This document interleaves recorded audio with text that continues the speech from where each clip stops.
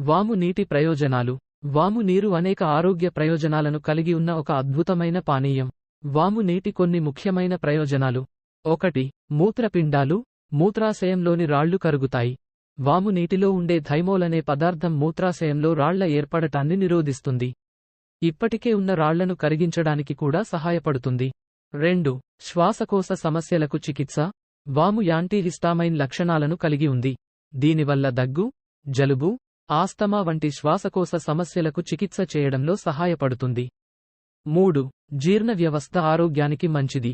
వాము నీరు జీర్ణక్రియను మెరుగుపరుస్తుంది, అసిడిటీ, గ్యాస్, మలబద్ధకం వంటి జీర్ణ సమస్యలను నివారిస్తుంది.